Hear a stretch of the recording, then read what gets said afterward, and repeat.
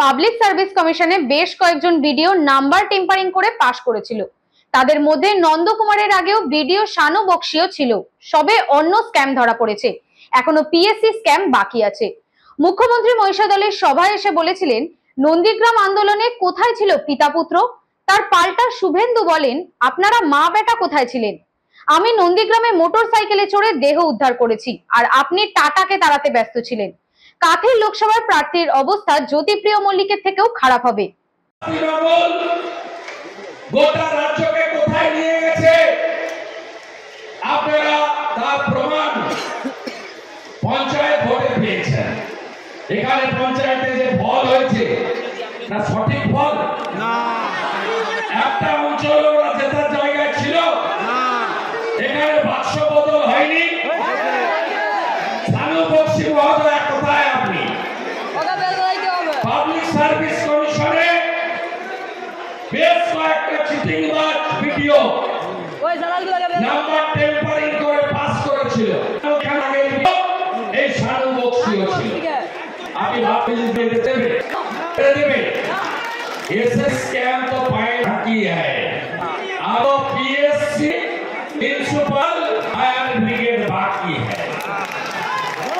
তবে তো 12টা বাজে এখনো সন্ধ্যা হয়নি।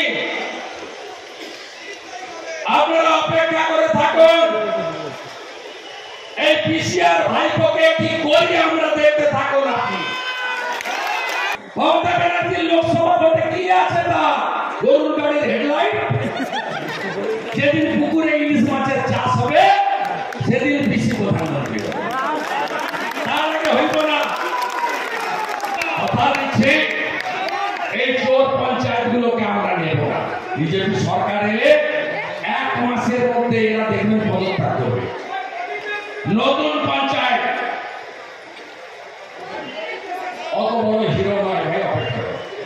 যাওয়ার তো রেল 10,000 লিটার তেল তোলা, 2,000 লিটার তেল ভরা, 8,000 লিটার তেল ঝাড়া। পুরা বিড়ি খেত, গ্যাটিস লাগানো সাইকেল ছিল, ফাটা প্যান্ট পরতো সেলাই করে। এখন কোটি কোটি কোটি কোটি কোটি কোটি টাকা। ওর অবস্থাও ওর আর ওই কাঁথিতে যেটা দাঁড়িয়েছে, এই দুটার অবস্থা জ্যোতিপ্রিয় মল্লিকের থেকে খারাপ হবে। চিরদিন কাহার সবাই আজকে যে রাজা ছিলা কালকে সে ভি কাচায়। হাইকোর্টের ডিভিশন পেয়েছে রায়। এত ঝালা কেন জানেন? হাইকোর্ট বলেছিল যোগ্য কারা অযোগ্য কারা তালিকা দাও।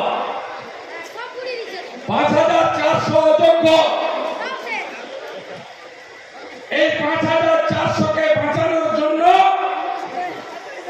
টাকা তুলেছে 18-20 লাখ করে।